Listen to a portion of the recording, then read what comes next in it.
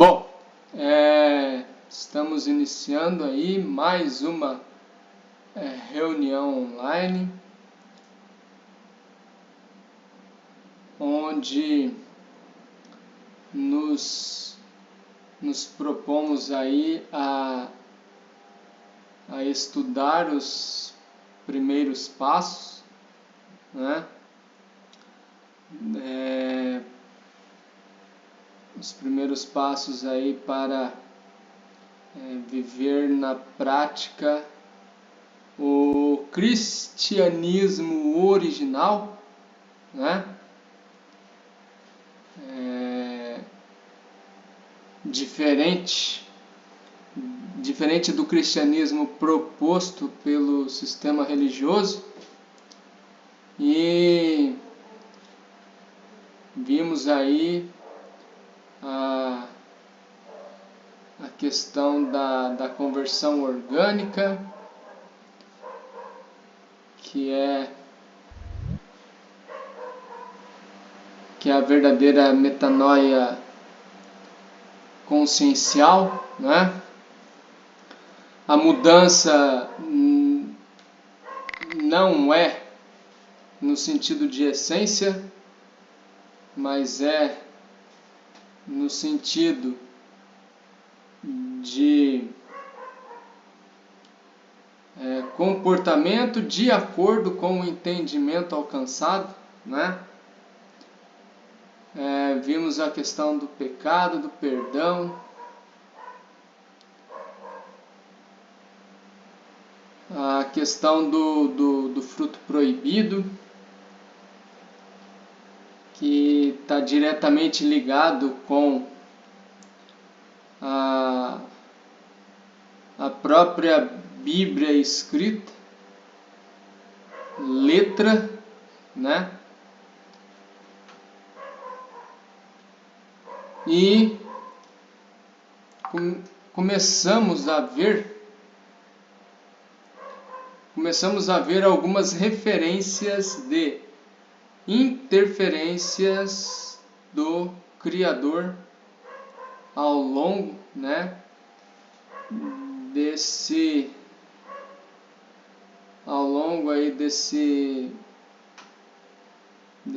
plano de crivo, mas houve um período, né, onde essas interferências elas aconteciam com mais frequência, de forma direta. Altair? Sim. Rapidinho. Que eu não dei boa noite à Lília. Eu quero dar boa noite a Wilson também, que eu comecei a brincar com ele. Henrique. Eu não dei boa noite à Lília. Desculpa, Lília.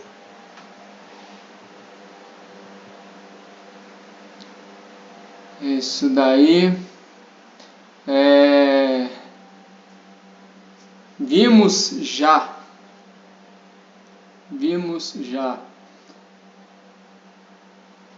partindo aí, né, do princípio da criação, algumas interferências no Jardim do Éden. Vemos a interferência tanto para o não deste fruto não comereis, quanto a interferência para o sim. É certo que se comeres, não morrereis, pelo contrário, conhecereis o bem e o mal. Aí você vê uma verdade e uma mentira, né? Porque certamente não morrereis está errado, porque a morte veio para todos. Mas sereis conhecedores do bem e do mal. Aí está certo. Então a serpente não está de tudo errado. Mas enfim, a gente viu aí uma interferência tanto para não quanto para sim no Éden. Vimos também a interferência para não em relação ao primeiro homicídio, e parece que a interferência para não adiantou muita coisa, porque essa interferência para não foi a nível de advertência, porém a advertência praticamente, né, foi aí ignorada, né?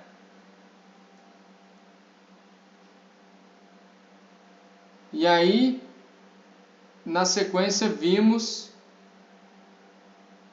uma interferência apocalíptica através aí do dilúvio, né? Depois do dilúvio, vimos também a interferência em Babel, né? Onde foi interrompida ali a construção da torre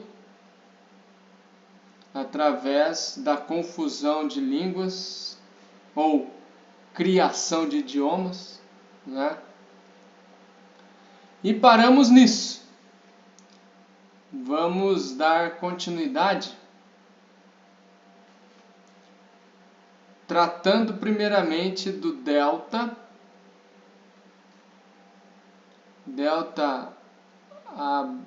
Abraão, Sara e Agar, né? E aí a gente vai ver que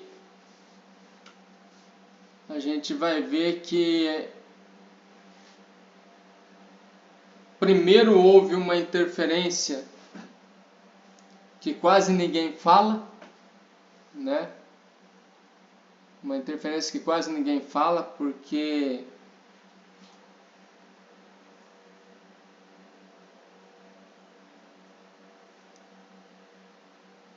o Criador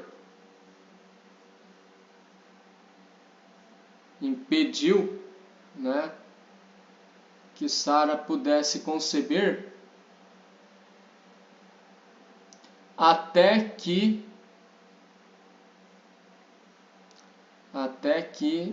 nascesse Ismael. Porque a gente aprendeu, né? Poxa, coitada da Sara. Nasceu estéril.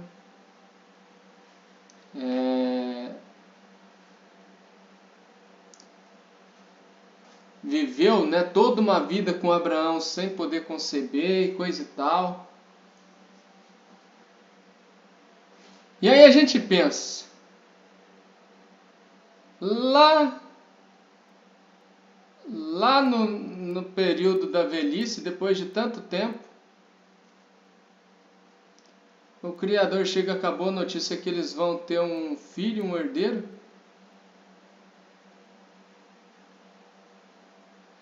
E, gente, quem aqui, agora é para as mulheres a pergunta, hein? Quem aqui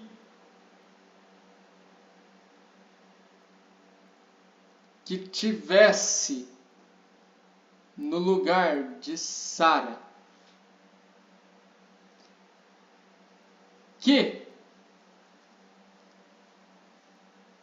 viveu toda uma vida até chegar na velhice sendo estéril,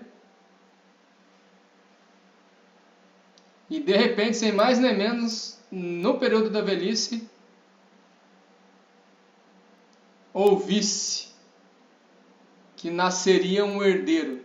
Quem entre as mulheres aí não acharia graça dessa questão? Nossa, mas Só agora isso? É lógico que não vai ser através de mim, poxa vida. Se até agora eu não pude conceber, como é que eu vou conceber agora? E outra, o quanto já existia de experiência com Deus nessa ocasião.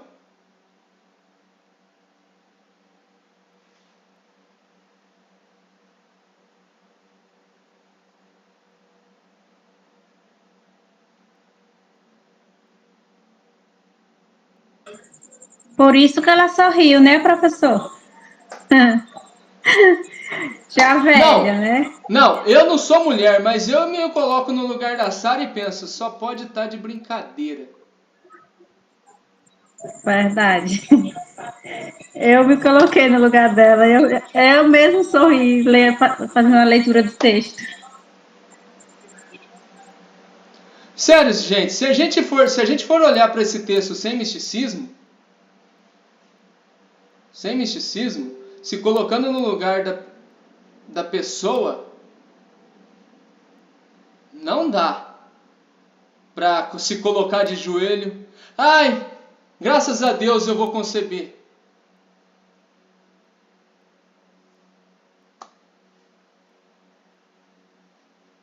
Ainda mais sendo de idade avançada, depois de um certo período, falar, não, agora você vai ter um filho. Realmente fica, de sorrir, de pá, tá de brincadeira, né? Só agora. Vai lá, né? Tá zoando. Só pode ser pegadinha. Aí, gente, parece que a gente tá com zombaria, né? Parece que a gente tá duvidando do poder de Deus e coisa e tal. Mas, a gente tem que fazer uma análise. A gente tem que fazer uma análise olhando de cima. Eles tinham acabado de ser chamados por Deus. Não tinha acontecido nada ainda de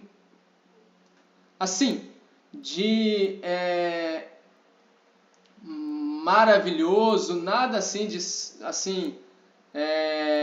que contribuísse De sinal, né? para que Sara acreditasse logo de cara. Chegou a minha vez. Eles tinham acabado, não. Eles nem tinham ainda abandonado o contexto pagão deles. Eles estavam na transição. Eles estavam em transição. E aí, se a gente não se permite enxergar além, se a gente não vai lá, não lê o texto e não se coloca no lugar das pessoas, a gente não vai conseguir enxergar o que de fato está acontecendo. Porque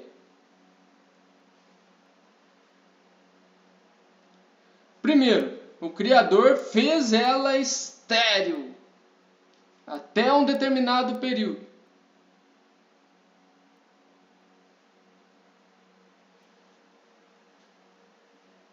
Depois, ele chega sem mais nem menos e fala, vocês vão ter um filho.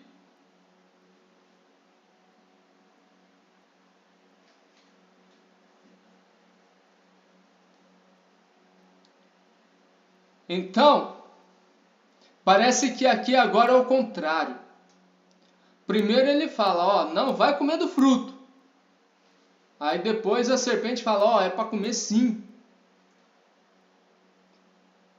Agora ele está falando, vocês vão ter um herdeiro. Aí depois que nasce a criança, não, gente, não é esse herdeiro, não.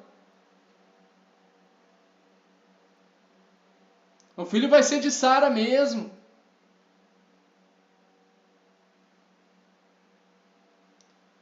Porque aí você para e pensa, pô, legal. Ele fez Sara estéril,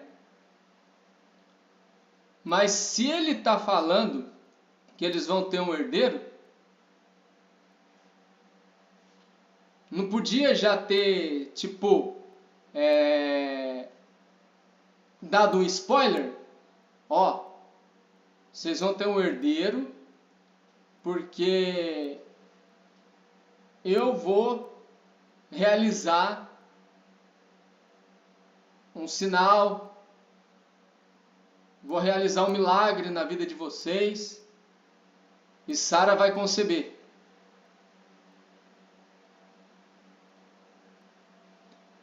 Se ele tivesse feito isso, eu acredito que não haveria nada de risada nenhuma. Pelo contrário, ia até choro de alegria.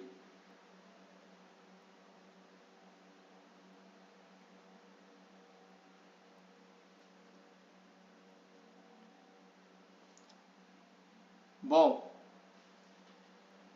acontece então, né, a primeira interferência, que é fazer Sara estéril.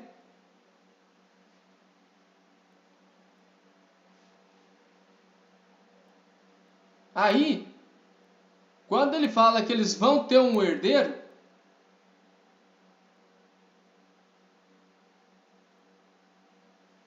ainda não tem interferência nenhuma acontecendo. Deixa rolar a ideia deles lá, né, de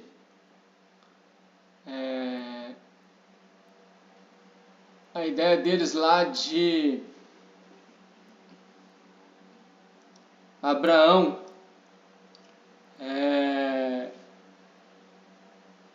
ter o filho com a escrava Agar, Ismael. Aí depois que Ismael nasce, aí vem a segunda interferência. Ó, não é esse o herdeiro. O herdeiro vai nascer de Sara mesmo. Aí a primeira interferência fez Sara estéril. A segunda interferência tornou-a fértil.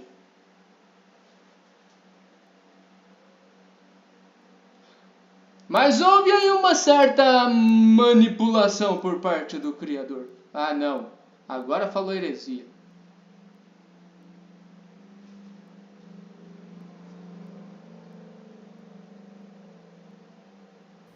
Eu estava pensando nisso, professor, porque eu não sei até quando, hoje em dia, né, um homem de 85 é funcional ainda, né? Aí, né, no caso, lá para trás, né, ali houve alguma ajudinha ali, né? Sim, sim. É assim, sabe, Raquel? Já não era mais época de homem viver séculos, né? Porque antes do dilúvio acontecia, né, de a humanidade viver até 800, 900 anos. Mas depois do dilúvio já tinha reduzido esse prazo de validade do ser humano, vamos dizer assim, né? E só que o texto deixa claro que, embora já tivesse num tempo de velhice, Abraão ainda tinha vigor, né? E acredito que até a própria Sara ainda tinha vigor, mas com esse problema da esterilidade, né? Pode falar, Winston, depois Lilia. Embora eu goste muito... eu não vou muito nessa formalidade de dar bom dia e dar boa noite, não, mas já que querem, então boa noite, porque perde-se muito tempo, tira a atenção do que já está, mas para aqueles que querem, que fazem questão, uma boa noite a todos, sejam todos muito bem-vindos, agraciado, que o Senhor o abençoe. Menos! Mas vamos lá. Eu gosto muito dessa questão de ela atrás da porta e o anjo, porque se riu. Então levantamos uma hipótese que o próprio Criador, numa expressão muito popular, já queria bagunçar a situação. Em que sentido? Já que ela ficou muito tempo, ela já nasceu estéril. Não tinha condições de ter filho. Aí ele vem e diz, você vai ter um filho na sua velhice. Meu Senhor, eu tão velha de idade, parará, papapá, papapá. Aí, ainda demora a situação a acontecer. Vai lá, a cabeça de Abraão faz o quê? Deixa eu antecipar a promessa do meu jeito, porque esperar vai levar um século, ela vai morrer e eu também, esse filho não vem.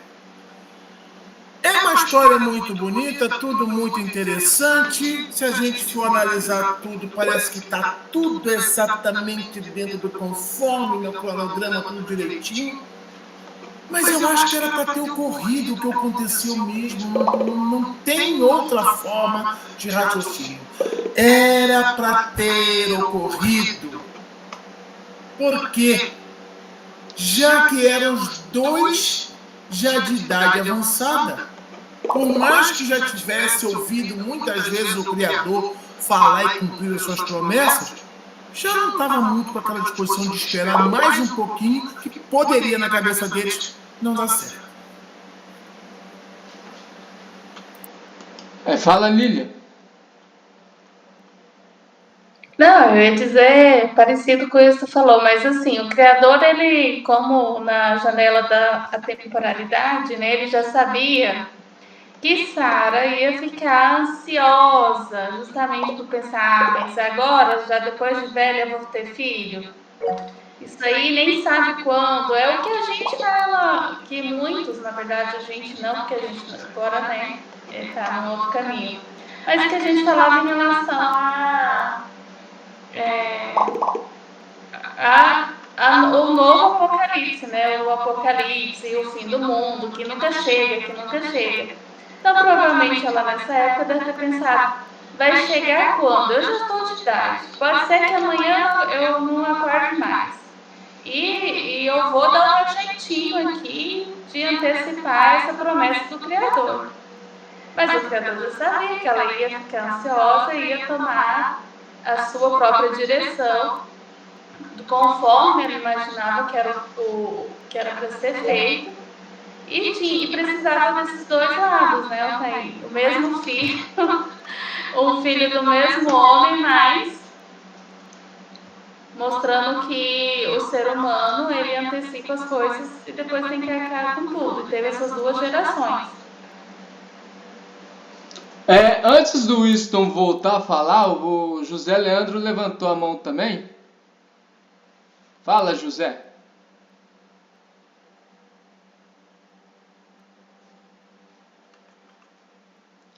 José? Cadê a mão do José Leandro? Cadê? Oi, perdão, me despegue aí, foi sem querer. Tá. Pode então o Winston falar, né? Aí que está. Agora, depois que começaram a entender janela em linha do tempo, da atemporalidade, a coisa começou a fluir. Porque todo mundo agora está entendendo. E aí, se ele já sabia... Aliás, porque ele criou todas as coisas. Vai lá no tempo, avança no tempo, volta no tempo, e viu ali, viu aqui, vou fazer. Então, já estava tudo determinado. Vou fazer dessa forma, porque vai acontecer deste jeito. Então, a gente às vezes gasta um tempo longo tendo alguma explicação, puxando o texto, puxando aquilo, hermenêutica, exegese e homilética para chegar a um ponto de que, independente da interpretação, o Criador já tinha determinado como deveria ser. É bem por aí, né? É bem por aí. Então... Professor Paulo. Sim, fala, Silvio. E o momento que a Agar foge, né, de Sara. E aí o anjo, né, o anjo do Senhor fala com ela lá no poço. Aí não é uma interferência também, que aí ele já vai dar promessa de que do filho dela, né, seria muitas pessoas, viria muitas pessoas. A palavra não é essa não, mas você entendeu o que eu quis dizer, né?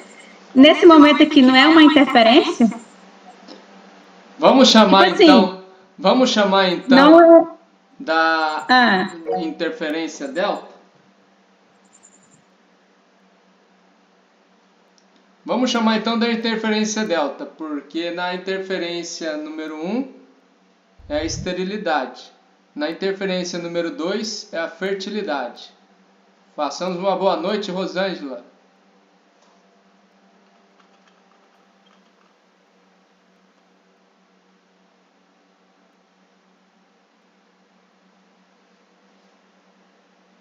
Isso aí.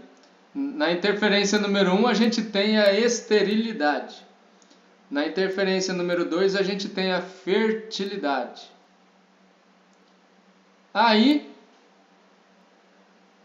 depois que Isaac, o filho da promessa, nasce,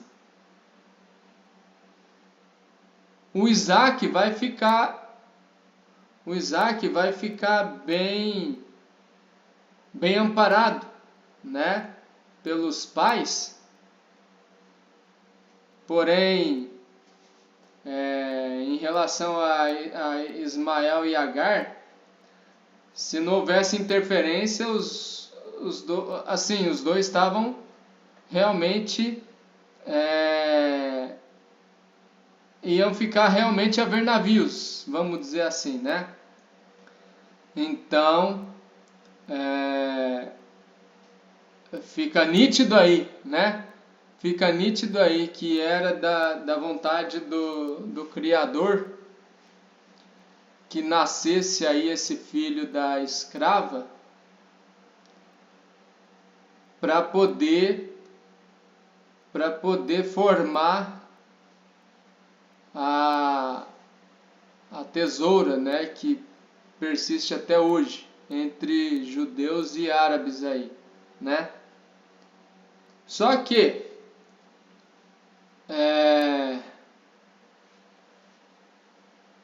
a gente vai ver que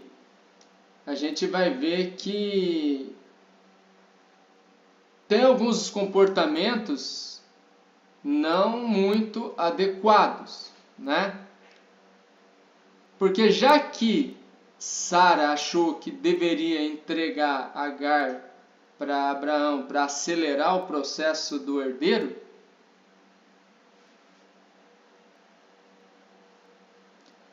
não foi nada legal da parte de Sara querer expulsar Agar depois, né? Então, a gente vê que houve a necessidade da interferência no sentido de cuidar de Agar e Ismael, porque Sara agiu com ego. Ela usou a escrava achando, né, que o herdeiro viria da escrava por ela ser estéril. Aí depois que ela viu que o Criador tinha tornado ela fértil, aí ela desprezou a escrava. Então, essa terceira interferência foi uma interferência necessária.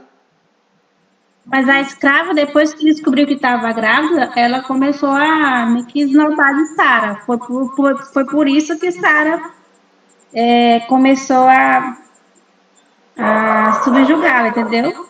E aí é a hora que ela foge. E aí, gente, esse é um ponto que até hoje impede que haja unidade de verdade, né? Porque tem um lado onde pessoas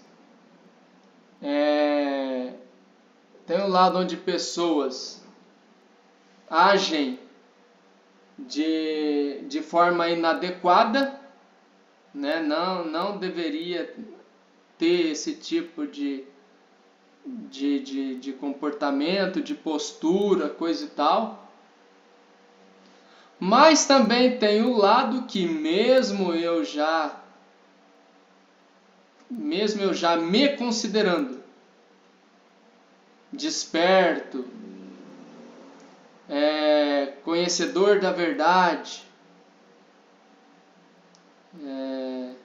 em processo de evolução da consciência,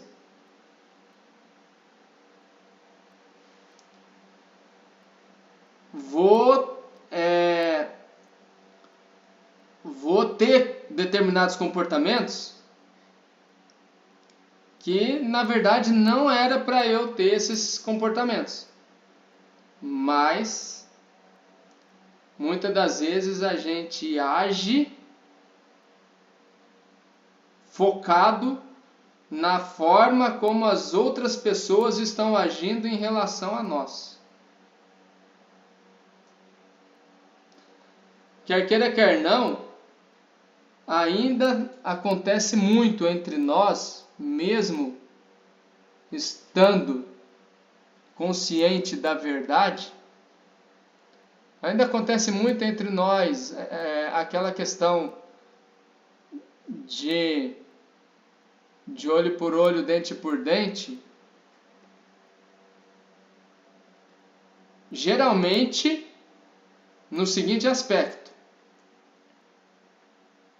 eu queria agir diferente, mas tal pessoa não deveria agir da forma como age. E eu não posso simplesmente aceitar certos tipos de comportamento e coisa e tal. É complicado, mas a gente não tem que focar se fulano ou cicrano tá agindo da forma correta ou não, sendo conhecedor da verdade. A gente vai prestar conta das nossas próprias atitudes. E na hora do acerto de conta, não adianta a gente falar: não, mas eu acabei agindo assim, assim, assado, porque fulano teve tal comportamento, assim, assim, assado. Na hora do acerto de conta, a forma como o outro agiu não interessa. Quem vai ter que responder é o outro. Eu vou responder pela forma como eu agi no decorrer desse processo evolutivo. E isso levando em consideração que eu já não estou mais naquele contexto de engano, de alienação. Porque se eu tiver ainda naquele contexto de engano, alienação, verdade relativa, pode até ser que haja uma chance para mim, por eu acreditar que estou agindo da forma correta, dentro daquilo que eu aprendi e recebi como verdade. Mas se eu já tenho conhecimento da verdade, já estou em processo de evolução, e ainda fico preocupado com o comportamento e o posicionamento do outro, isso daí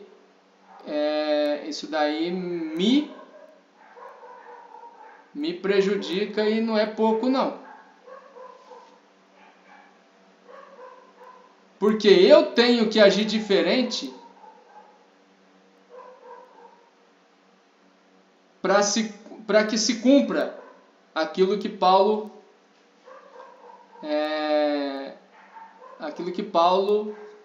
disse na carta aos Romanos,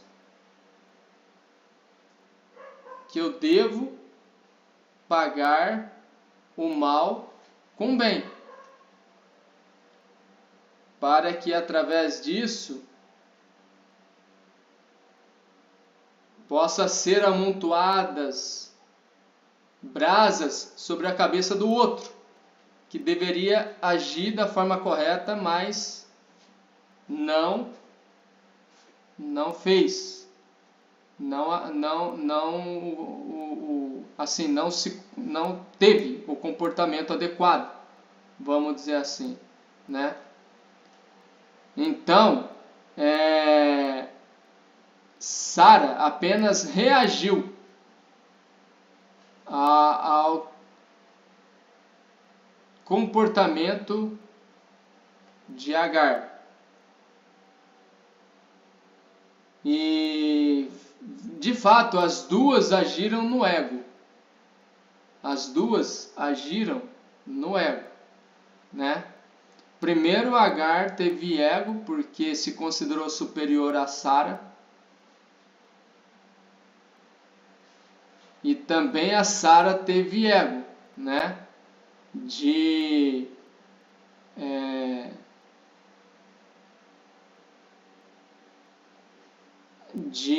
Assim, primeiro, ter ficado magoadinha com a Agar, né? Por conta do comportamento da Agar. E depois, por ela ter ficado fértil,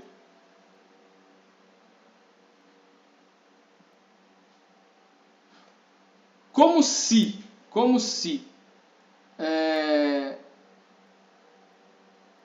Agar estivesse servindo Sara só porque Sara era estéril. Aí de repente Sara ficou fértil, aí Agar não servia para mais nada. O que dá a entender é isso.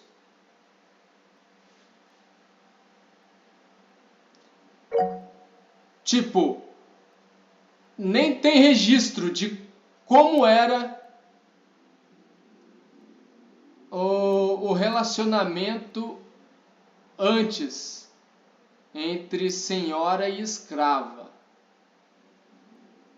A gente não vê assim um registro detalhado. Como que era o relacionamento antes? Mas a gente sabe que existia um histórico. Agar não aparece de repente na vida de Sara um pouco antes do chamamento de Abraão e da promessa de um herdeiro. Existia um contexto antes disso. E aí Sara ignora tudo o que aconteceu antes de Agar ser entregue a Abraão.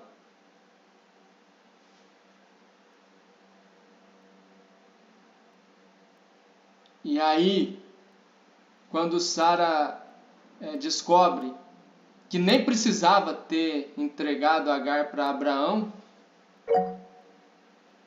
aí simplesmente descarta Agar.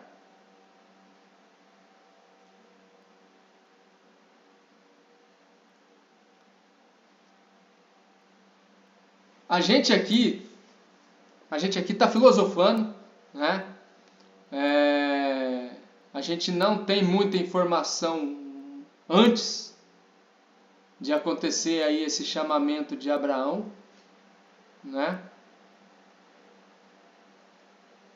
Mas a gente tem que trabalhar com aquela questão da inferência, né? Ah, tal coisa não está escrito. Mas dá para a gente imaginar o que estava acontecendo até esse momento que ficou registrado, vamos dizer assim, né? Existia um contexto anterior a esse chamamento, e depois que houve o chamamento, algumas coisas que funcionavam de um jeito começam a funcionar de forma diferente. Bom, eu preciso da ajuda de vocês aí. Eu acho que foi o Winston que levantou a mão primeiro. Não sei se depois do Winston foi a Lília ou a Rosângela, mas enfim, vai lá, Winston. Rápido. Abraão é o culpado de tudo isso. Por quê? Se não tivesse feito o que fez, a sua senhora não estaria com um sentimento de raiva pela outra ter zombado dele, já que isso é uma confusão comum, provavelmente. Uma querendo fazer frente com a outra e a escrava achando que estava por cima de tudo, que ela estava tudo certo, que ela era melhor.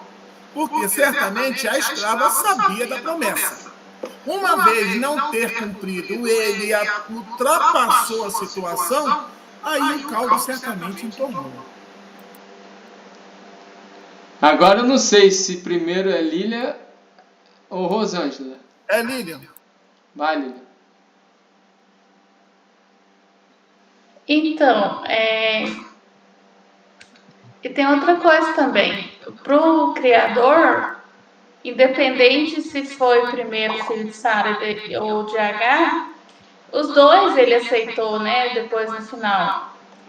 Porque justamente isso, a Sara, ela teve o ego, né? Deixou o ego falar mais alto e usou a escrava para antecipar uma promessa que foi dada para os dois, né? Para Sara e para Abraão. Então, a gente não tem certinho aí, não está escrito isso, mas eu imagino que foi justamente essa cena. Sara deve ter pensado, já tinha ali a escrava, que já tinha um certo período de tempo então com eles, porque para ela chegar para ela e fazer a proposta, né? Vai ali e fica com o seu senhor. E aí, com a intenção, e tudo, né, a questão da intenção, com a intenção de fazer do filho de Agar, junto com seu esposo, o filho da promessa. E não era ele. Mas ela quis usar a escrava para isso. Aí a escrava também, com ego, aceitou de certo com muito bom agrado. Vou ter o filho do meu senhor e ele vai ser como isso que ele falou. Provavelmente ela sabia da promessa. Então ela se sentiu assim, né, com ego. Que legal, eu vou ser a proveniente desse filho. Da promessa, então, lógico, deve ter pensado 2 vezes para aceitar.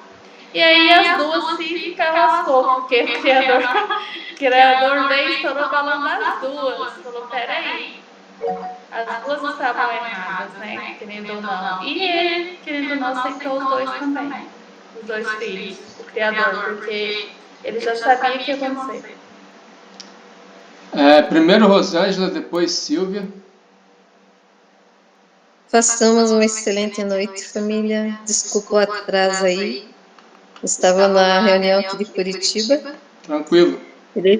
Daí, para vir de lá de onde eu estava, até chegar na minha casa, levou 1 hora e pouco quase de ônibus, com esse frio que está aqui, misericórdia. Quase virei picolé para chegar aqui. Muito frio. Mas eu fiquei com dúvida. Vamos lá. Sim.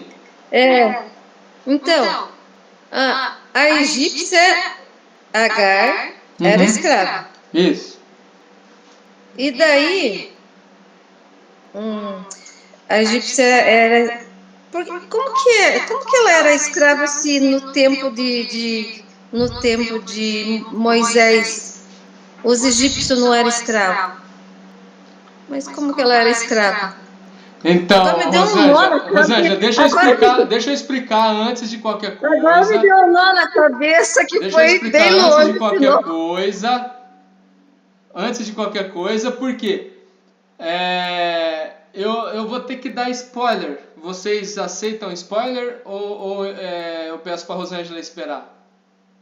Toca o barco. Ó, Taca fogo.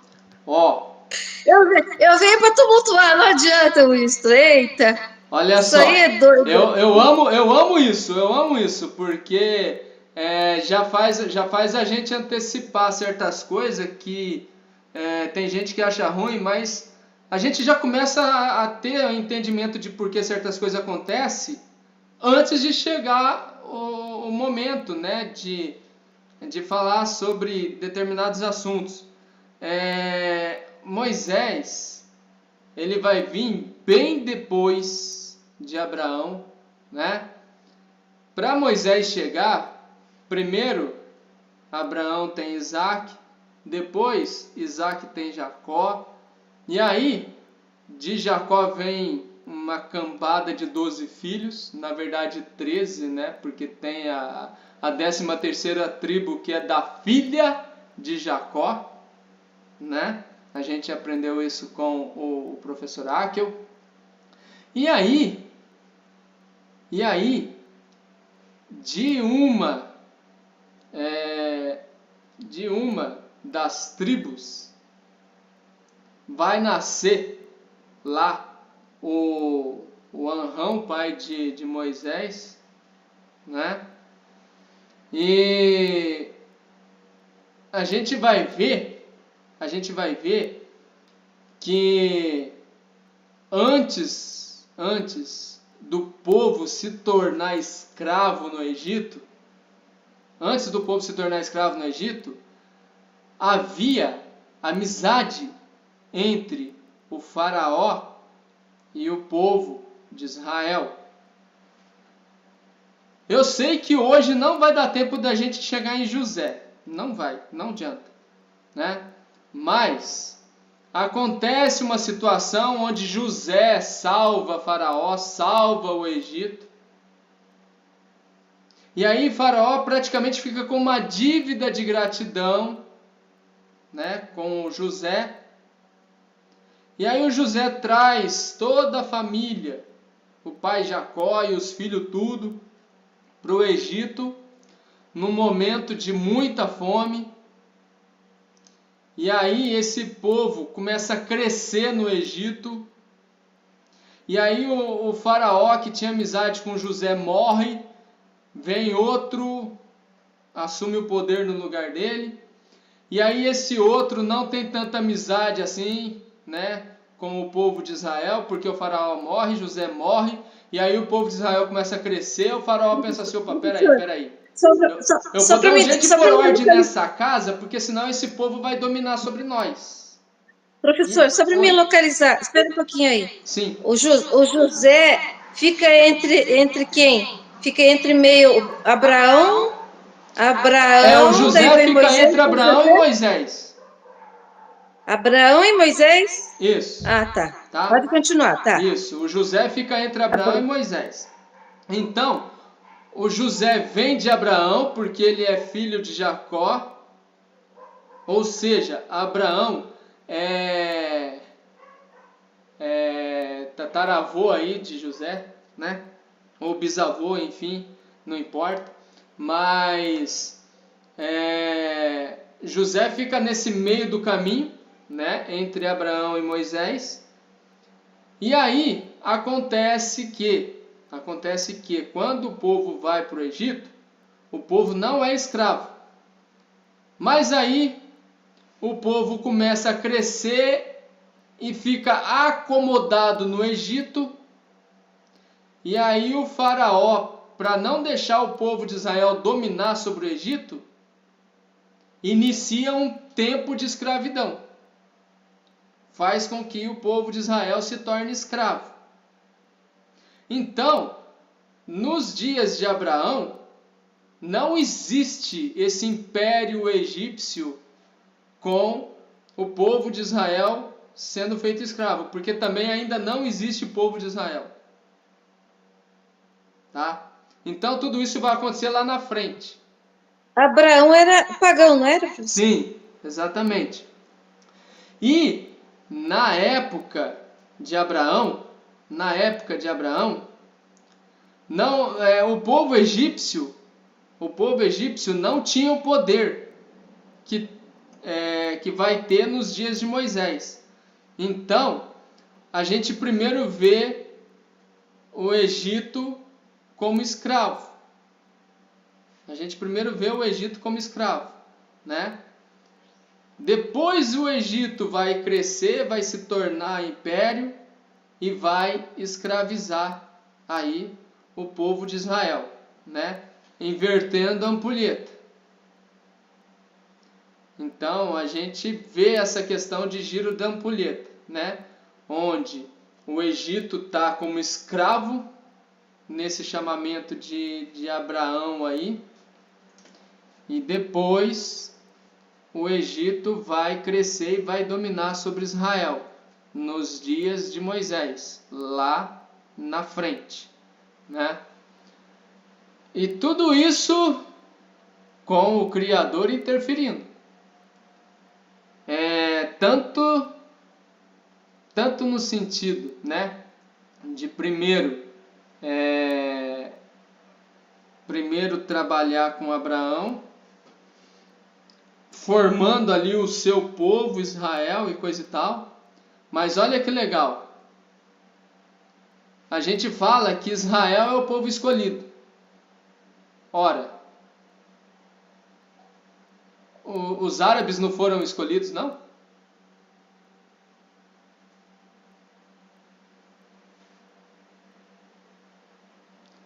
A Silvia quer falar. Fala, Silvia. Eu observei na fala de algumas pessoas falando que Sara quis antecipar a promessa. Sim. Porém, observando aqui na leitura, no capítulo 16, Sim. a Sara, ela fala para Abraão, né, que por ela ter sido estéril, ela lhe daria a serva, Sim. né? Isso. Só que a promessa, de fato, né, declaradamente, ela acontece, né, no capítulo 17. Então, é como se, eu não sei se eu não li antes do 16, né? Eu não sei se Deus fez uma promessa antes do capítulo 16. Mas o que eu percebo é que Sara teve essa atitude antes, de fato, de acontecer realmente a promessa, porque a promessa aconteceu no 17. Então, mas aí, Silvia, é bom você dar uma olhada no 15 também, tá? É bom você dar uma olhada no 15, porque, tipo, Sara não ia ter essa atitude de falar com Abraão para se relacionar com a escrava e coisa e tal, se já não tivesse sido feita uma promessa da parte do Criador, né? De um herdeiro, vamos dizer assim.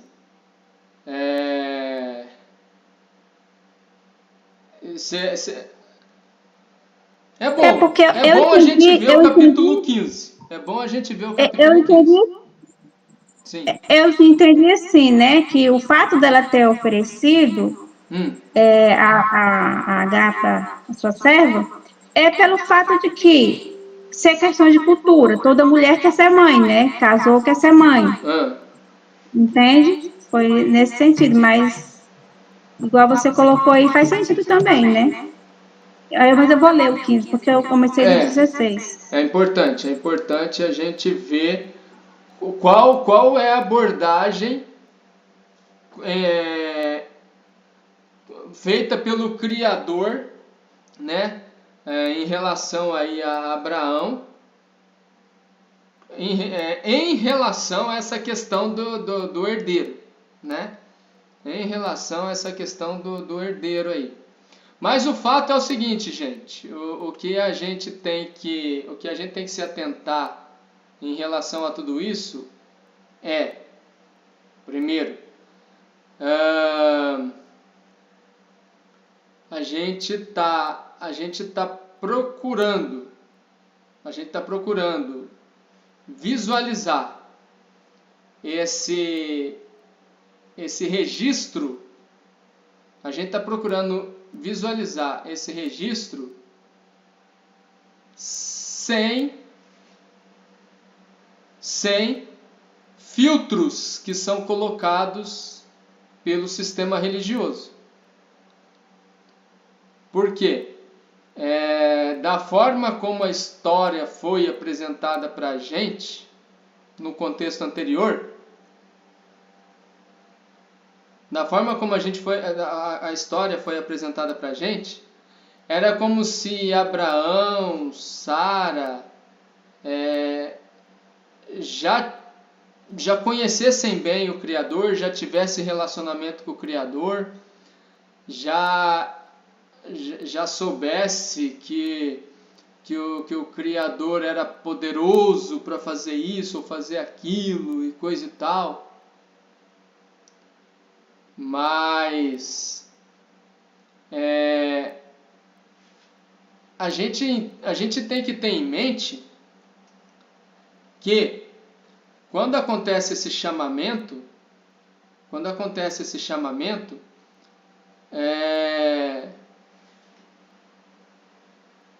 existe um processo transitório entre o contexto anterior pagão, né?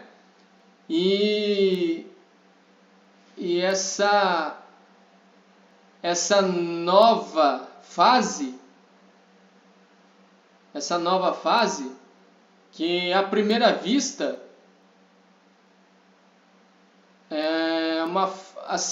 indica uma completa maluquice. Estar num contexto onde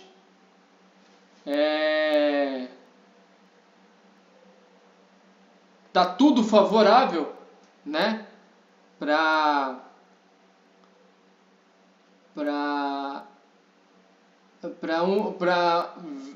viver de uma forma cômoda, de uma forma tranquila, e de repente, sem mais nem menos, abre mão de tudo para literalmente se lançar.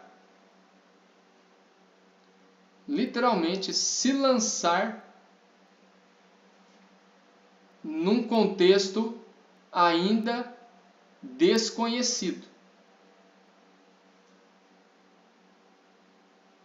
Então, a gente precisa assim se colocar no lugar dos personagens, tendo essa visão de que eles decidiram obedecer o Criador, mas ali eles estavam agindo literalmente por fé, no sentido de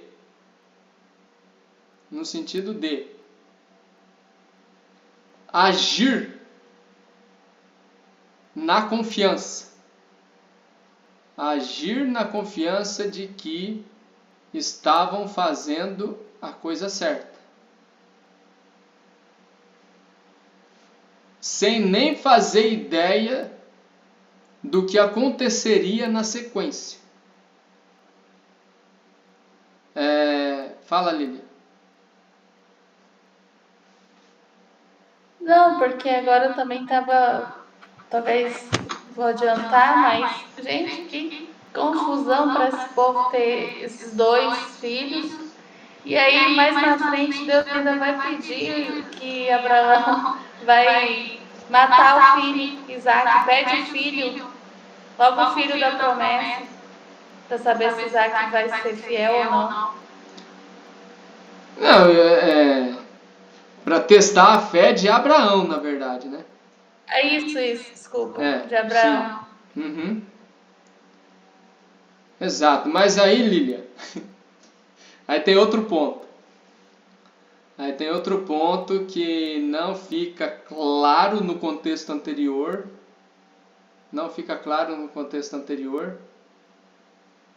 Mas, embora seja realmente algo difícil para Abraão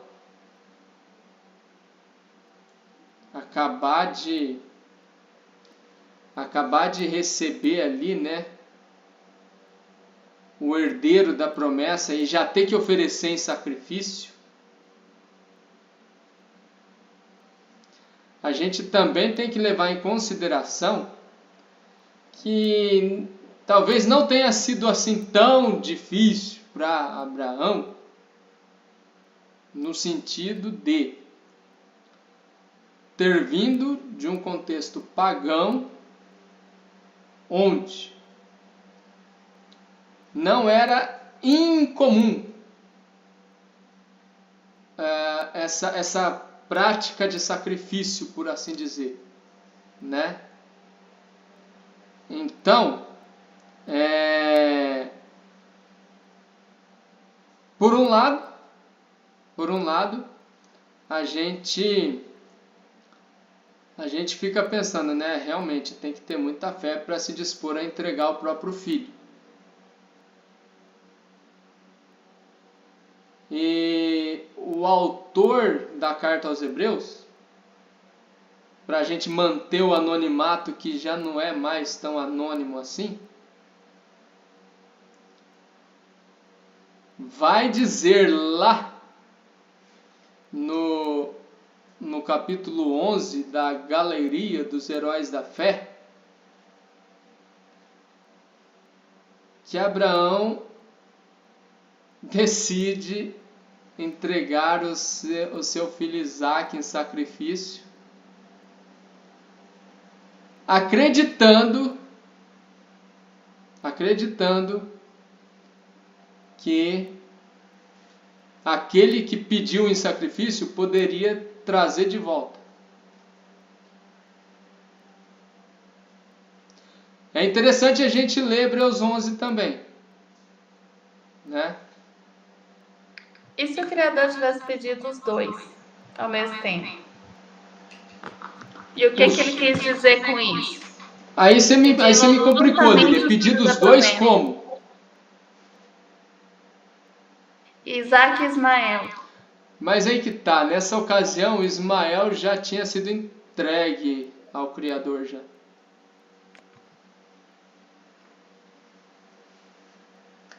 Ismael já tinha sido entregue. Abraão ficou meio sentido, né, de mandar embora Agar e Ismael, mas entre ficar sentido e ter rolo com a patroa, é melhor ficar sentido. Ei, professor, Oi. você lembra que a gente tinha combinado, a aula passada, combinado não, tinha já falado sobre isso, que ali Deus já estava mostrando a promessa que Jesus vinha, Sim. fechando ali, que ele não precisava sacrificar o filho dele, que ele mesmo já estava fechando o ciclo ali Exatamente. nesta, entendeu? Ali ele já estava mostrando que ia vir um Salvador para nós, que nós estamos vendo agora, né? Se fechando o ciclo, né, professor? E ó, eu vou falar um negócio aqui agora, não estava planejado, mas a gente começa a filosofar e começa a enxergar além da letra, porque o propósito é esse. Começa a enxergar além da letra e começa a ver o real sentido. Começa a ver o real sentido das coisas terem acontecido da forma como aconteceram,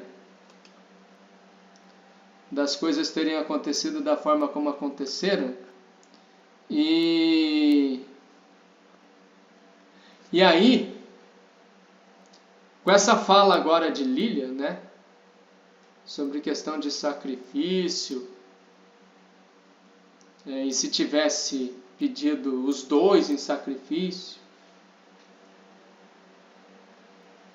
eu fiz um paralelo aqui que eu não estava fazendo antes. E mais uma vez eu vou ter que ir lá na frente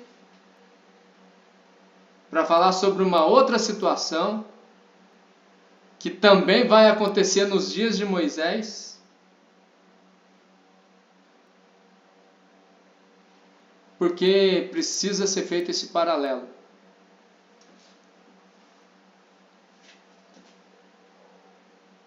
E é legal que vai ter relação com o que foi falado nessa semana na aula sobre a carta aos Gálatas.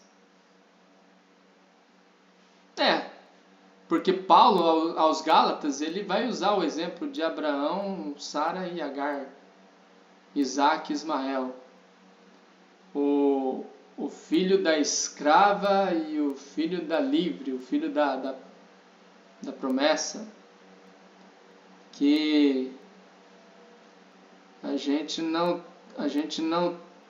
querendo dizer que a gente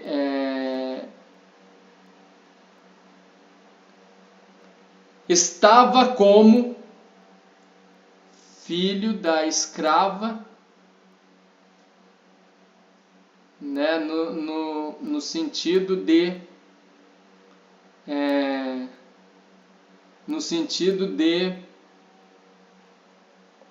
estarmos como escravos do pecado.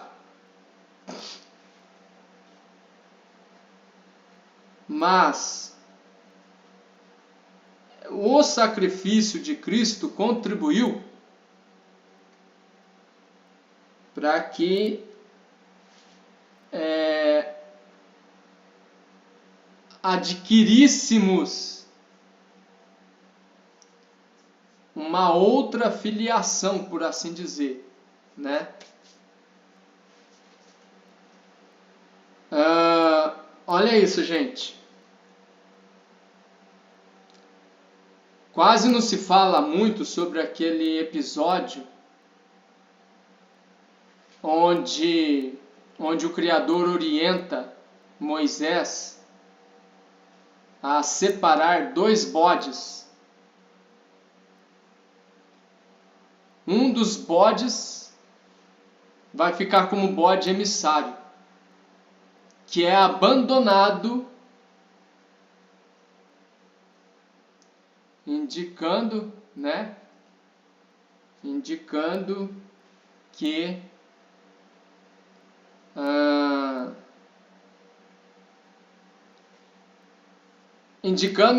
assim o contexto de escravidão do pecado, vamos dizer, né? E o outro bode seria oferecido em sacrifício, como bode expiatório.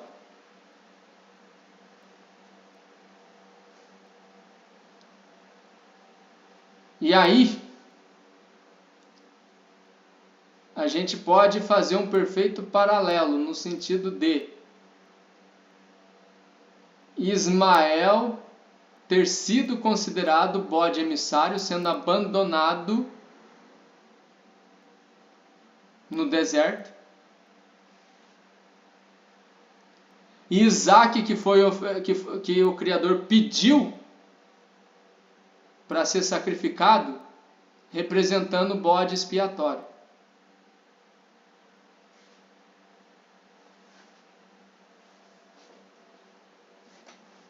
Bom, mas isso daí é só um paralelo no sentido, né, de figura. É só um paralelo no sentido de figura, né? Então, onde eu quero chegar com tudo isso?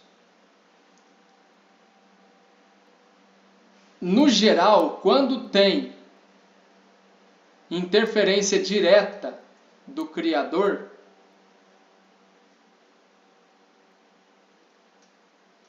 o contexto é de caos. O contexto é de caos. Primeira interferência, a gente vê como resultado a queda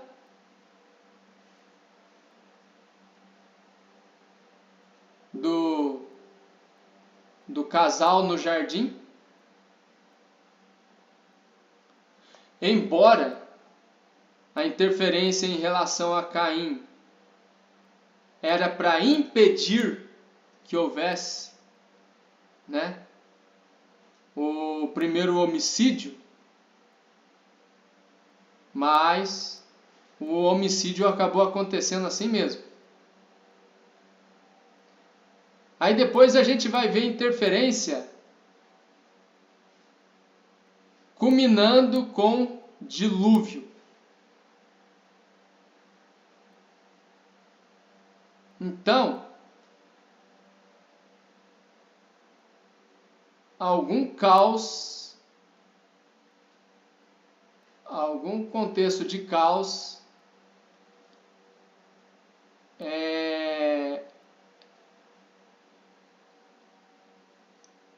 a gente vê acontecer aí,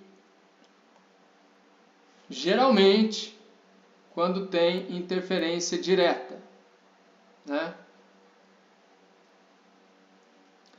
E a gente vê em relação a essa situação de Abrão, Sara, Agar, Isaac, Ismael,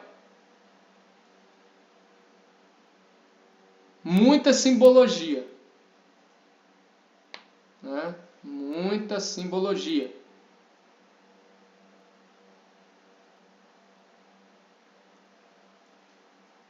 Como se Abraão tipificasse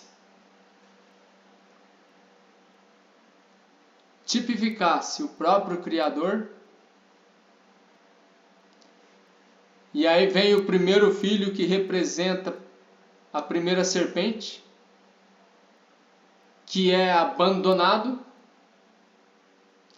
E depois vem o segundo filho da promessa, que representa a segunda serpente, que é quase oferecida em sacrifício. Se o Criador não pedisse, não interrompesse Abraão, não impedisse Abraão, Isaac teria sido literalmente sacrificado, representando a segunda serpente. Aí, quando o Criador interfere, era como se o Criador estivesse querendo dizer o seguinte: tudo bem, você provou a sua fé, só que é o seguinte, é eu que vou providenciar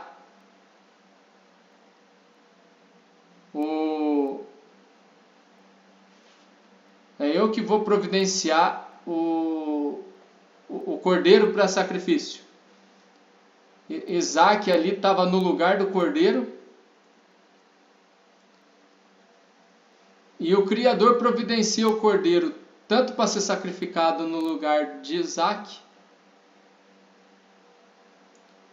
quanto para ser sacrificado em favor da humanidade toda depois, né?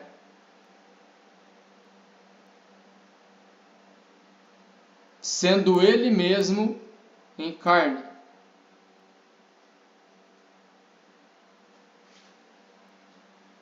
Então, em relação a essa interferência, né, envolvendo Abraão, Agar, Sara, Isaac, Ismael, de repente a gente pode até enxergar mais coisa nisso, né?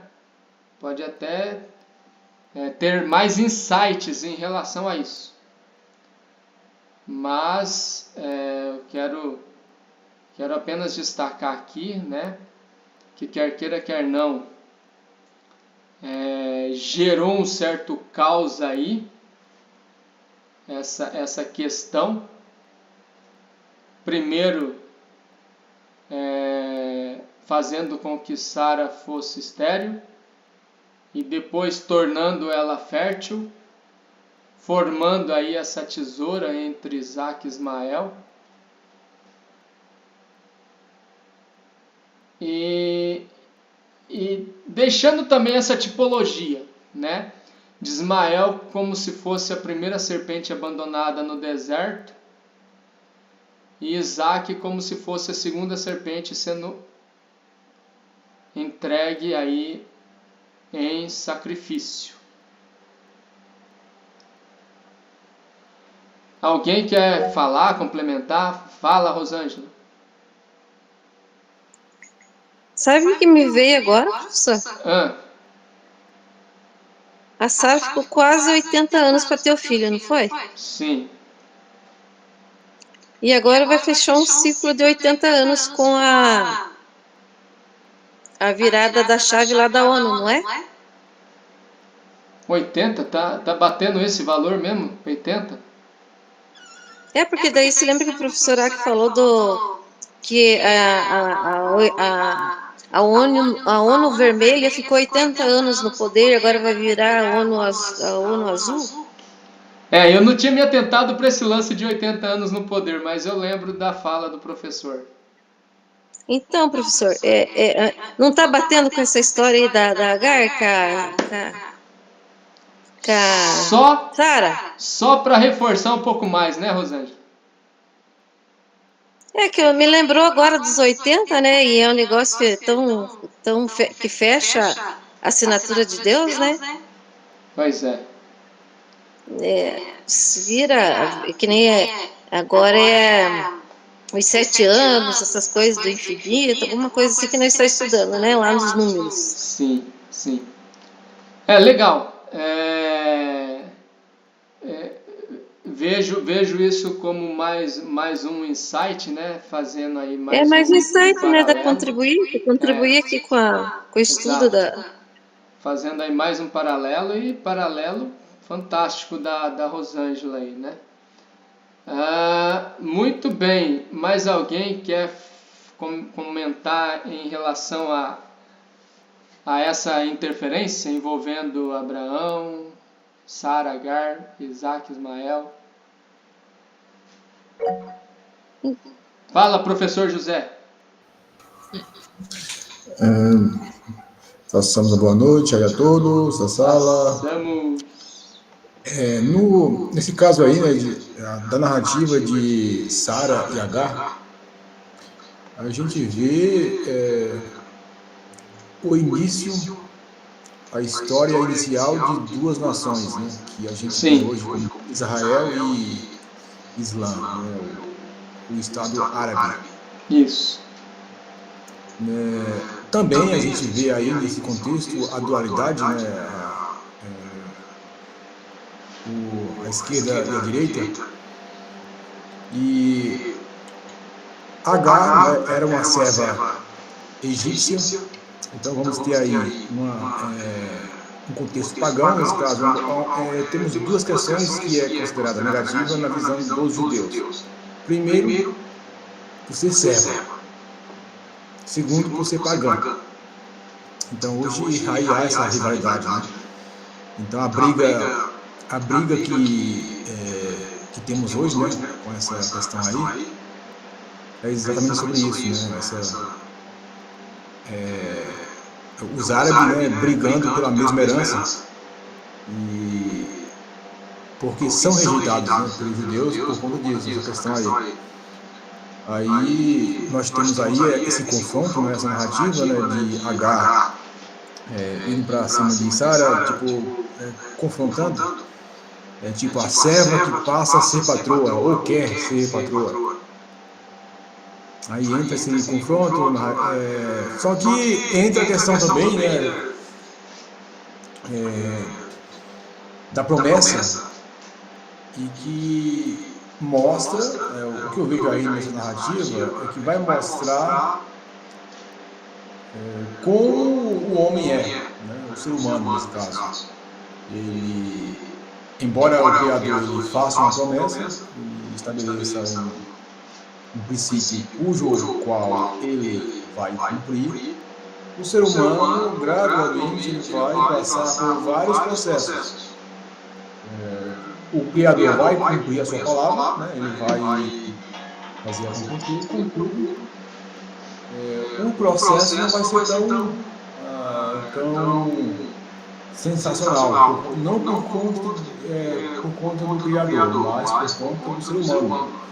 O Criador sabe como o ser humano é, então ele vai trabalhar dentro desse processo. Ele pega Abraão como uma base central, para mostrar já lá no começo como ele iria tratar não só o povo de Israel, mas também o povo vizinho e o povo pagão, né, mostrando, deixando claro que esse desejo, né, de confronto, de alimentar o ego, né, não vem de Isaac, não vem de Ismael, vem do homem, do ser humano. E ele tinha que fazer isso para fazer essa dicotomia, essa tesoura. Então, o Criador, eu vejo assim, foi de fato uma interferência, né, isso o texto está claro. Não faz sentido uma mulher de 90 anos dar luz a um filho, tem que ser interferência, seria um absurdo. Também não faz sentido um homem também, ou seja, tanto ele quanto ela estavam fora de contexto para dar a luz no filho. Tanto ele, no sentido de ser o progenitor, né, aquele que vai semear, e ela para ser a mulher que vai ser a terra fértil. Não faz sentido, quer dizer, uma interferência de fato. Agora, o que entra em discussão é porque Deus ele demorou tanto. Aí que entra, Deus demorou tanto, proposital, para mostrar como é o homem. Mostrar como é o homem, como ele age quando as coisas não acontecem quando o ego dele quer. Ou como o ego dele quer, nesse caso. Né? Então Deus ele mostra o que nós podemos ver em Abraão.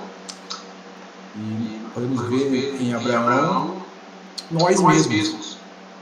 As nossas limitações, as nossas dificuldades do dia a dia, as nossas vontades de confrontos por coisas às vezes mínimas, não de nós mesmos, mas o nosso ego que é isso.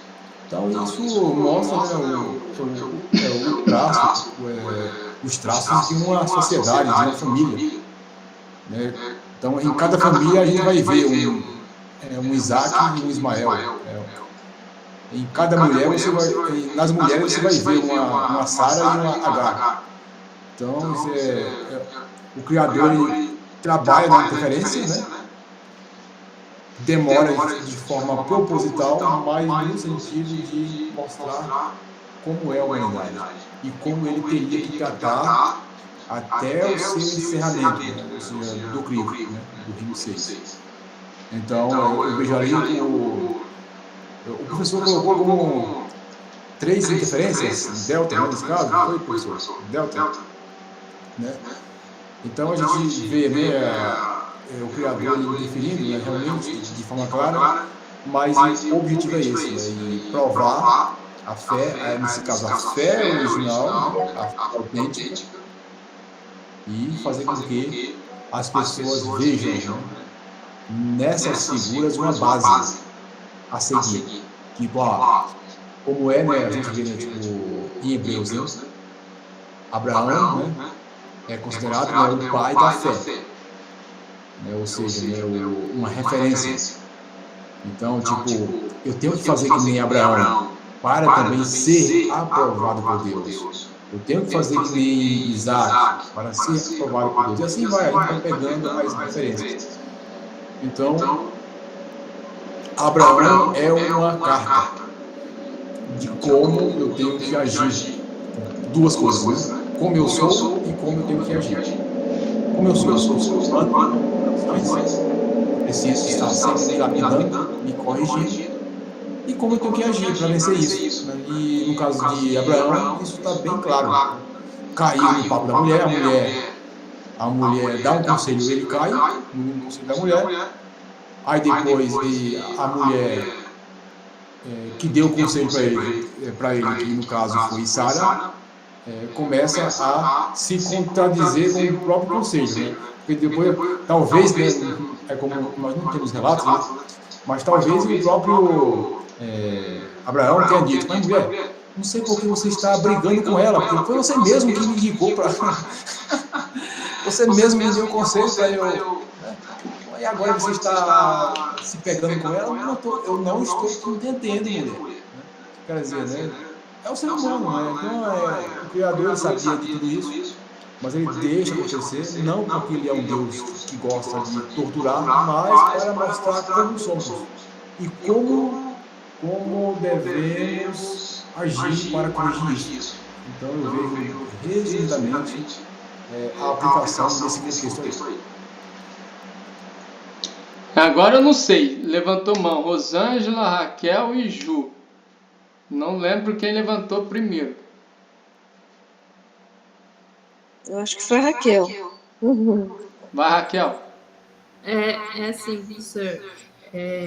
Como o senhor explanou, né, que no âmbito da família de Abraão, né, e essas duas mulheres, né, foi criada a tesoura, né. Aí eu estava pensando, não é pensando agora, mas quando eu li o texto, eu pensei assim, de fato, Ismael ele foi abandonado pelo pai, né, pai Abraão. Pensando assim, de forma, no contexto humanidade, né, e trazendo isso para hoje, esse árabe e judeu, a briga, seria assim, ciúmes do pai que interferia, porque Agar e Ismael conhecia também o Criador, porque ele interferiu também quando Ismael quase perdeu a vida, né? Então não seria assim assim, o professor José disse que é herança, né? Seria essa briga, essa tesoura aí, né? Mas eu pensei assim, mas não seria assim um ciúme de um pai que interferia, né? Porque aquele contexto era outro, né? O Criador interferia, né? Sim. E eu pensei assim, eu queria saber se está errado esse pensamento assim que eu tive. Não. É aquilo, né? Essa interferência do Criador em relação a Ismael mas trazendo a interferência que fechou o delta, né? Porque eu trouxe para hoje, porque de fato, né, se a gente holisticamente a gente olhar o mundo, o Criador está em Israel. Sim. Quem comanda o mundo é Israel. Mas aí que tá, Deus quis isso mesmo ou Deus fez isso por causa do ego humano? Né? Na verdade, Raquel... E são dois filhos legítimos do Criador, né? Sim. Por mais que ele tenha feito tesoura, né?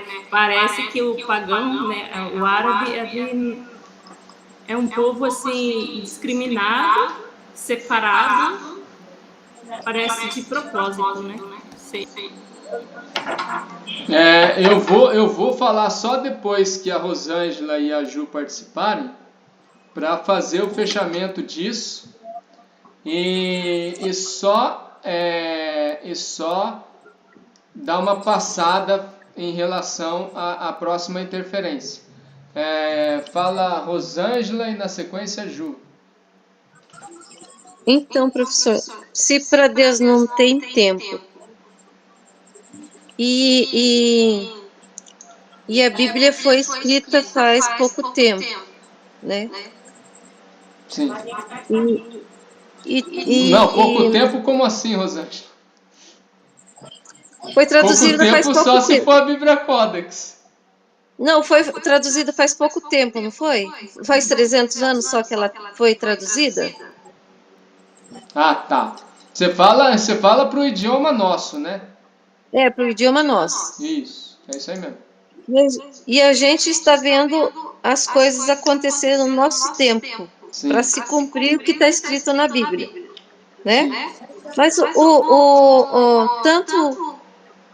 tanto Sara como Agar, as duas não eram pagãs? Só que assim, uma era considerada egípcia e essa egípcia ela acabou tendo que lidar com essa questão do abandono, vamos dizer assim, né? E a Sara, embora também fosse pagã, por ela ter gerado o filho da promessa, que eu vou depois fazer o fechamento, linkando com a aula do professor Akel sobre a carta aos Gálatas, tal. Sara passa a ser, né, assim, passa a ser considerada diferente ou separada desse contexto pagão, né? Ela se torna separada desse contexto pagão. E quando Paulo está escrevendo aos Gálatas e faz esse paralelo, né? Faz menção dessa questão de Abraão, Sara, Agar, Isaac, Ismael. Paulo está querendo dizer exatamente isso, que por causa do sacrifício de Cristo, aquele povo da Galácia, que era considerado pagão,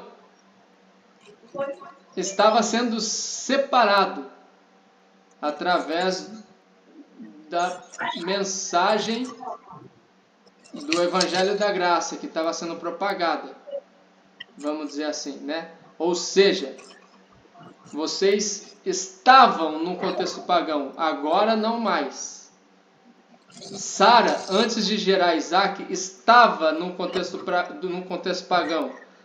Depois que gerou Isaac, meio que deixou de estar num contexto pagão, por assim dizer. A ideia é essa, né?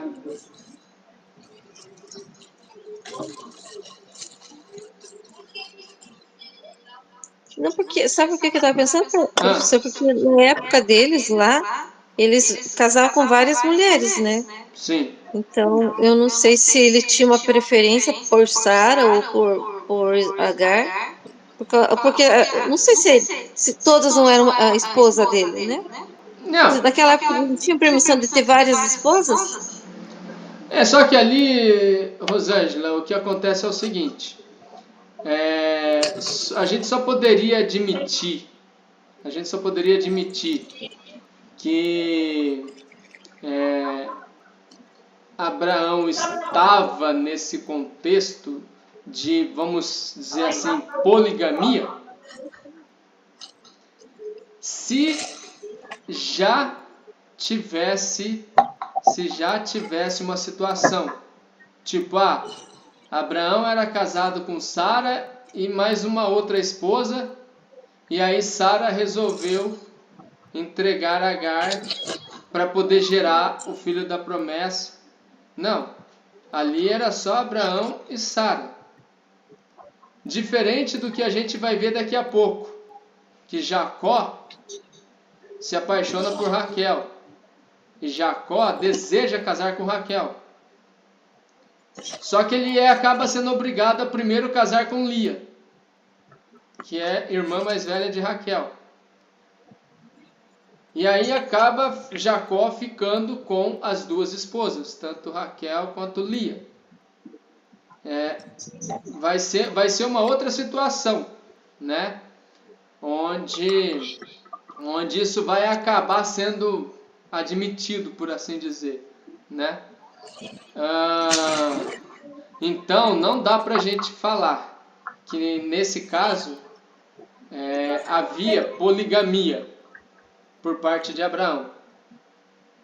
Meio que acabou acontecendo por causa dessa ansiedade, né? Pelo tal filho da promessa, ou herdeiro da promessa, vamos dizer assim, né? Então, não era algo que estava acontecendo, mas por essa questão de ansiedade, né? Acabou acontecendo nesse contexto específico da ansiedade de estar gerando aí o filho da promessa. Ju?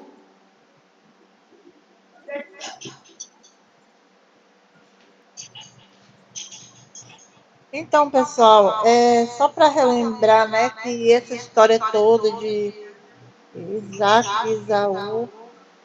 Isaac e Ismael. Isaac e Ismael. Isaac e Ismael vai culminar num acordo de paz dentro de pouco tempo, né? Eles vão se abraçar em uma falsa paz. Né? Oi? Exato, falsa paz, né? Falsa paz. E todas as guerras no mundo hoje são entre Esaú e Isaac. Ismael e Isaac. Oi? Ismael e Isaac. Ismael, pelo amor de Deus, me ajuda aí. Ismael e Isaac, né? A briga universal. E essa briga está perto de um fim.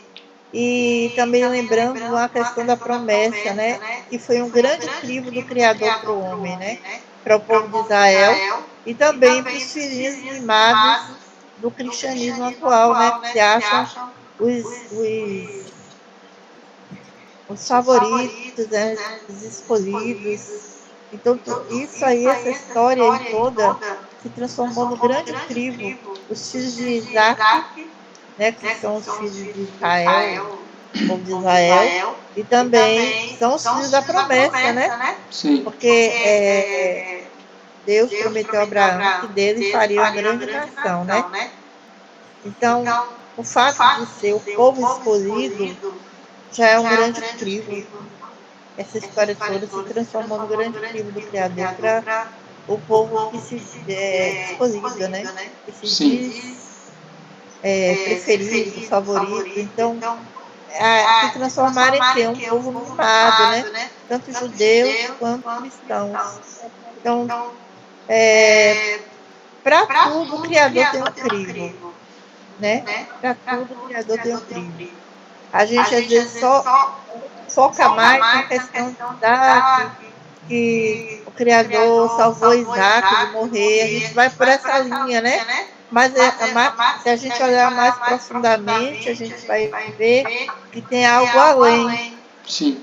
Né? Que é o crivo para o povo escolhido, entre aspas, né? Para o povo preferido do Pai. E o ego inflar né? O ego desse povo inflou por causa dessa promessa aí. Exatamente. Então é muito interessante isso aí. Gente, só para fechar essa... É isso mesmo, professor Caí? É isso mesmo, professor É isso Caí? mesmo, João Almeida, é isso mesmo. Tá bom, Perfeitamente. professor, eu vou ali fazer um lanche, viu? O senhor deixa? Vai lá. Dai-me resistência até aqui. Oi, Silvia. Meu amor, Silvio, Winston, por favor, eu estou na sala de aula, eu tenho que pedir permissão para o professor para dar uma saída. não, só para avisar que teu microfone estava aberto. Gente, olha só. Eu não tinha percebido, desculpa. Tranquilo, Silvia. Olha só. Só para a gente fechar, né? Essa questão aí de Abraão, Sara, Agar, Isaac, Ismael.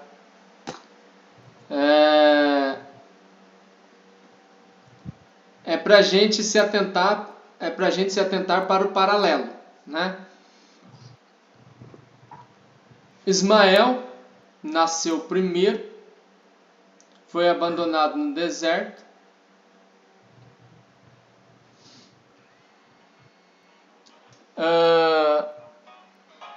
Isaac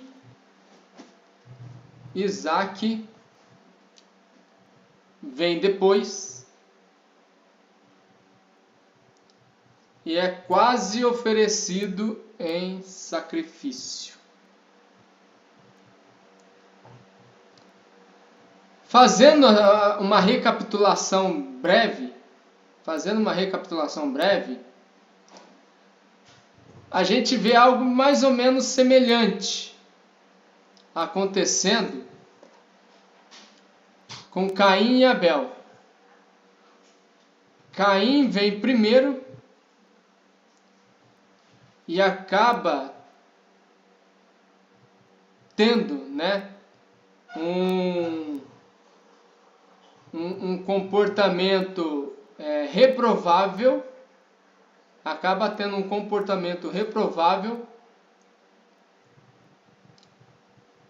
e o fim de Caim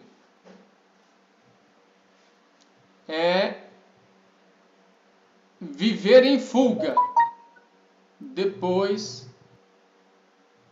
de ter cometido o homicídio, né? Então, não dá para falar que Caim, por ter agido da forma como agiu, tem conexão com Ismael. Mas a gente pode dizer que, independente se está em fuga ou se foi abandonado, tanto Caim quanto Ismael estão nessa representação de primeira serpente.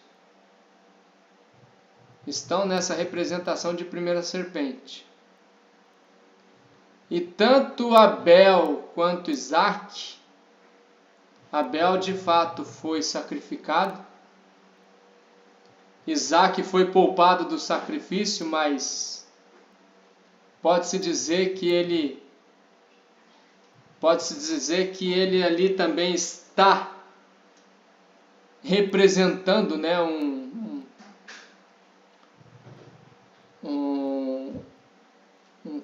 cordeiro prestes a ser imolado ali, né?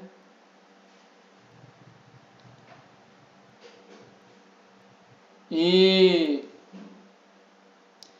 a gente vai ver ao longo desse período aí das interferências e tal, algumas repetições com roteiro diferente. Então, Caim, que viveu fugido depois do homicídio. E Ismael, que foi abandonado no deserto, estão representando o contexto físico material que vem primeiro. Abel e Isaac estão representando o contexto espiritual metafísico que vem depois.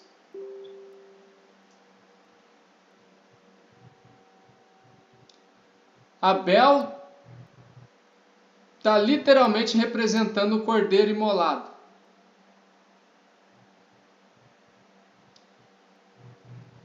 Que da mesma forma que Abel foi morto pelo próprio irmão,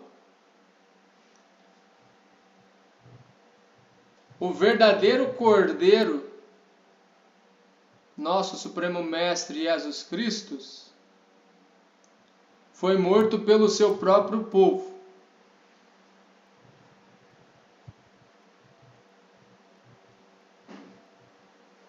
Já Isaac, ele vai também representar o espiritual metafísico por ele ter sido fruto de um milagre. Por ele ter sido fruto de um milagre. Né?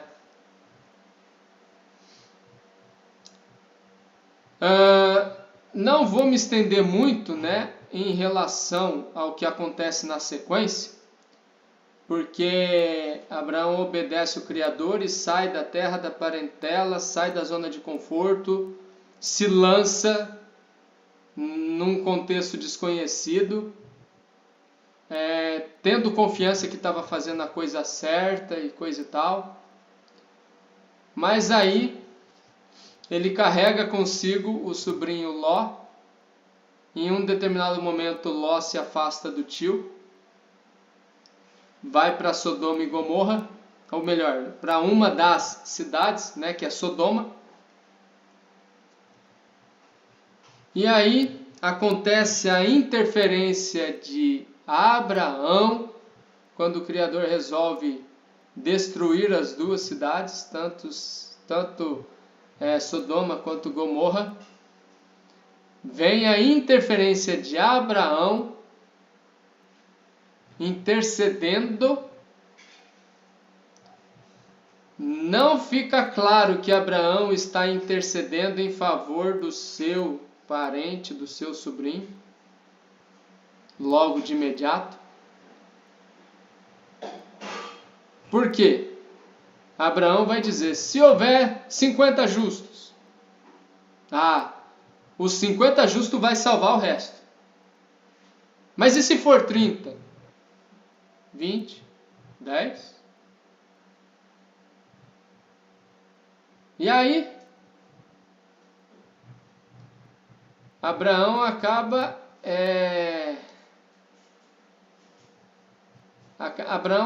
ali deixando claro, né, que a preocupação maior dele está sendo ali com o seu parente, né? Conforme ele vai reduzindo ali o número de justos. E, por amor a Abraão, o Criador resolve socorrer a família do sobrinho Ló. Só que apenas Ló e as duas filhas sobrevivem, né? Então a gente vê a interferência do Criador com delta para baixo em Sodoma e Gomorra, mas a gente vê também a interferência ali de Abraão, pensando ali no seu sobrinho, né? E pelo menos o sobrinho ele consegue salvar, né? Juntamente com as duas filhas. Então, eu acredito que nem tem muito o que falar em relação a essa interferência em Sodoma Professor, e Gomorra, né? Fala, Rosângela. eu tive um insight nessa fala que o professor falou. Manda. É tudo dois, professor. Sim. Ló e a esposa. A esposa foi sacrificada, ou foi porque ela não olhou para trás e rejeitou O a coração fala de dela Deus, né? estava naquilo que estava sendo Matéria. destruído. Sim, o Caim também, Deus falou para não ser mal, e ele preferiu ser mal, matou o irmão, né? Sobrou só as duas moças lá do filho de Ló. Isso. E aí a história vai discorrer. A cidade de Sodoma e Gomorra foi destruída. Então aí a gente vê as assinaturas de Deus sempre, nos números lá que a gente está aprendendo, que a gente vai ver quinta-feira agora. Exatamente. É isso mesmo. E é interessante, né, que embora no contexto aí de Abraão e Ló, a gente tenha a destruição de Sodoma e Gomorra por conta da corrupção, em Apocalipse a gente vai ver a repetição de Sodoma, né? Mas aí já não fala Sodoma e Gomorra, né? Fala Sodoma e Egito. É interessante isso, né? Porque tem mais essa aí. A Agar era egípcia, né? E espiritualmente o Egito representa o mundo. O Egito representa o materialismo. E no Apocalipse, quando é feito menção de Sodoma e Egito, está referindo-se à própria Jerusalém, né, que se corrompeu. E é interessante, né, que é mantido, né,